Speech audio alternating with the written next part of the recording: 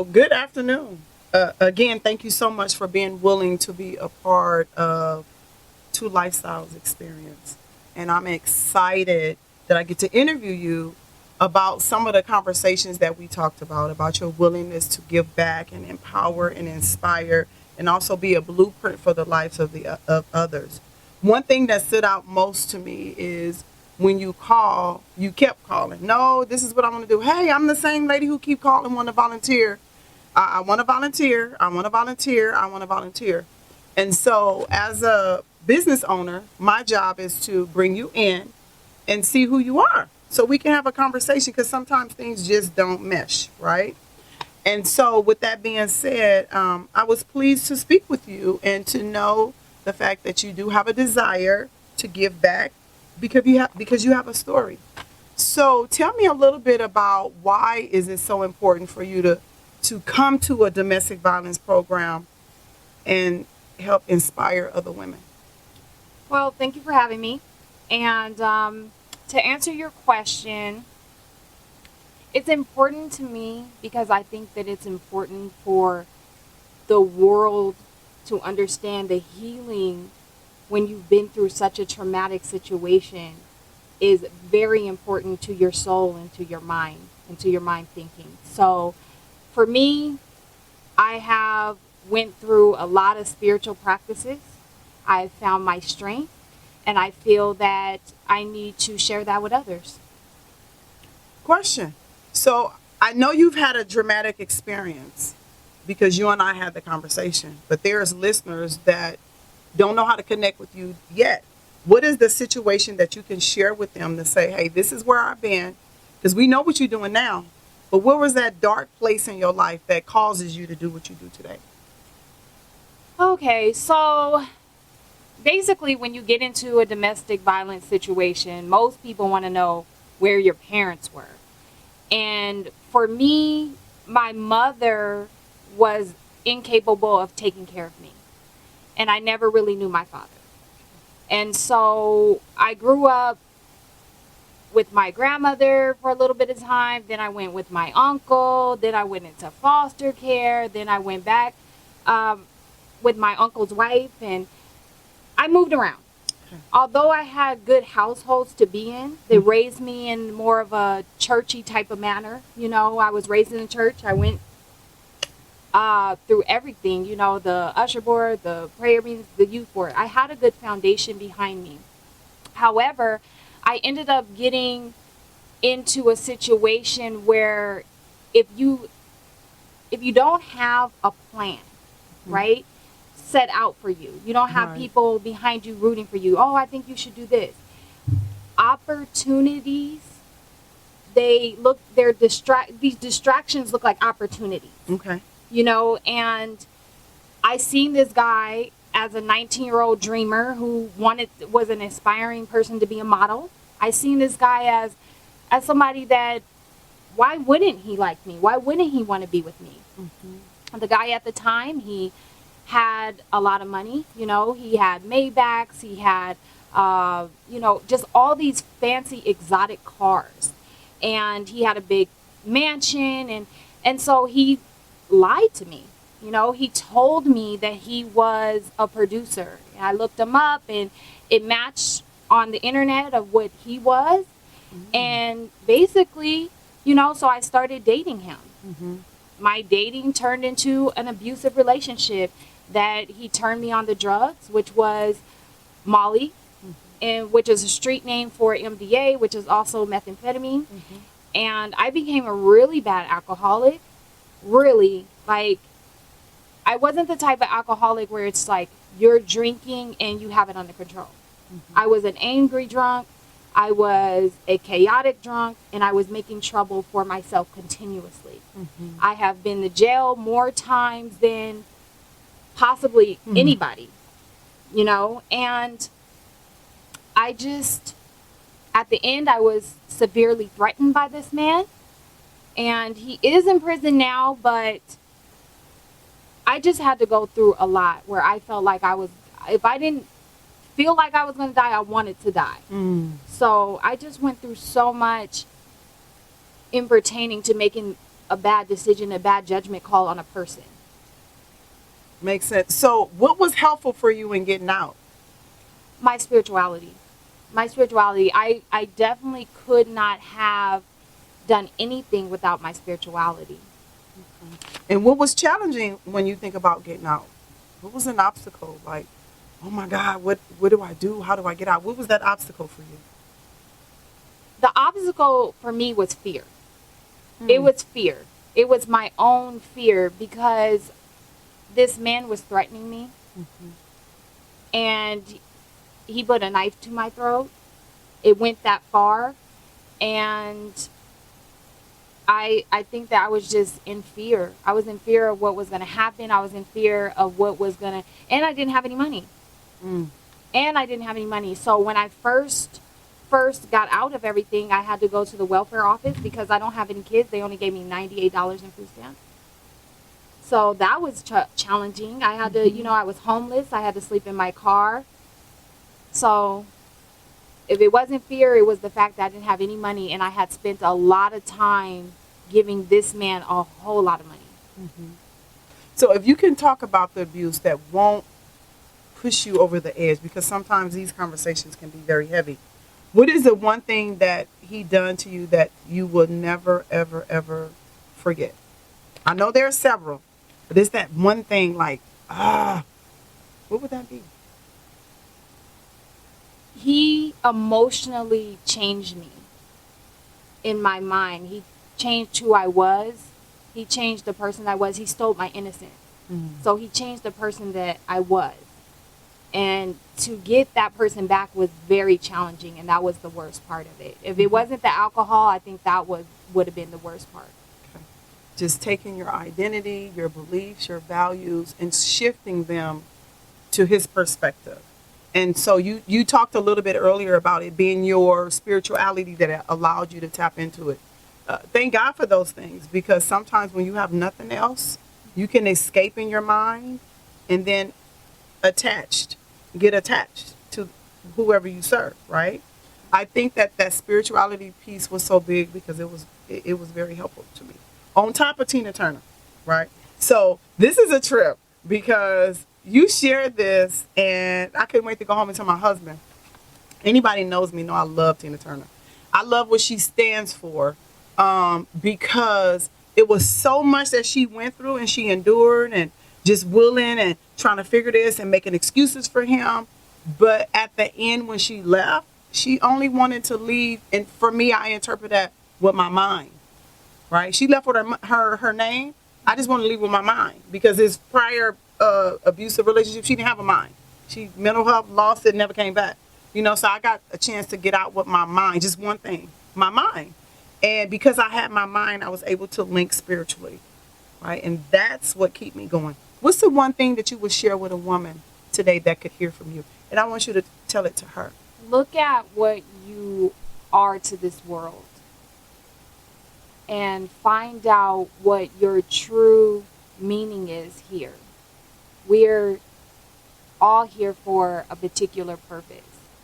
To get into a domestic violence relationship, whether it's verbally, physically, mentally, it's not something that you were put here to do. And that's an absolute fact. You have to find your strength, and you have to find something in this world, if it's not going to be spirituality, that's going to push you forward. And I want to add a couple more forms of abuse. The spirituality, because we have that in common. That was the one thing that no one can take from us. They can't shift it, bend it, move it, anything. It's our connection to our strength, to our rock, to the God that we serve. And the next one is the financial abuse, because you mentioned that a couple of times, like not having money, right? Not having a way to get out. And because so many times we're in a relationship, and again, when you think of that abusive relationship, you're thinking that women are really just the backbone of most things, right? And then when we're not okay, nothing around us is okay. And so when we're getting in these relationships and we're trying to mother these men that probably need mothers and not us as their mothers, it kind of drains us of that spirituality. And then I know for me, my light got dim. At one point in the relationship, I was like, I believe in God because I had my grandmother's God first. You know, when we talk about, because this will be under the spirituality clip, I had my grandmother's God.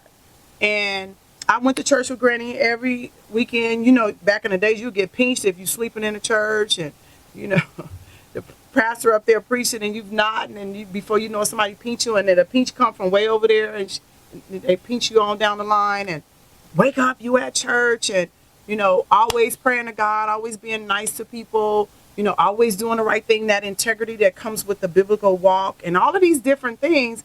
And then you get abused and raped and molested, and abused and raped and molested. And then it's like, okay, what is this purpose? If there's a God, why am I going through this? Because he knew that we would serve the way we serve in today. That's what I believe. I believe he knew, because he knew way before I did, that I would be where I am right now, sharing this story to bring a light for other families, right? And so that spirituality, when it went dim, I had an opportunity, and it wasn't my choice. It was the choice of the drug treatment program that I was in. They stripped me from my jewelry, my makeup, my hair, my nails, all of the flashy things that I used to wear before I got in this spiritual peace that I have of being okay with being me. They stripped me from that. But then I had a chance to really sit down and look at God, because everything else was gone. The kids was gone, the man was gone, the house was gone, the car was gone, my jewelry was gone, my clothes was gone. Wasn't nothing but me and God. So that was my opportunity to tap into that. What moment in your life did you have that aha, is nothing but me and God? Tell me about that experience. Well, I got with a spiritual team per se. I found some spiritualists, a team of spiritualists. And what I found was answers, because I was raised a Christian. I've now converted to being Judaism, or being a Jew. And what I found was the chakra systems, right? So you have these chakra systems from the root chakra to the crown chakra. And what they are memory banks. And they hold memories all the way to from when you were born. Mm-hmm. You know, things that we don't remember. And by going in and taking the proper methods, you can clean them out. You can clean out these memory banks, and you can make yourself stronger. Because other than that, other than you going in and redoing your energy, right? Mm-hmm. Reoccurring your energy, you'll have the same PTSD triggers. I went through a lot of PTSD. So for me, I had been in jail a lot of times. There was times where I couldn't sleep because if it would get too cold, I would freeze up. And I went through so much PTSD. So I went through counseling. I went through, meditate. I did it all to find ways to heal myself. And so, I'm a healer. I've healed myself, and I can heal others. Understanding what I know as far as the systems of the energy goes within the body. Mm-hmm.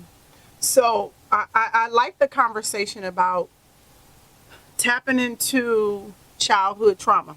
Mm-hmm. And although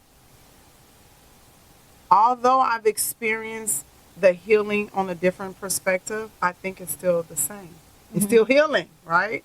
And I appreciate that, because when we get to go within who we are, and it's that little wounded girl that's in the inside. That's where my wounded girl comes from 6 years old.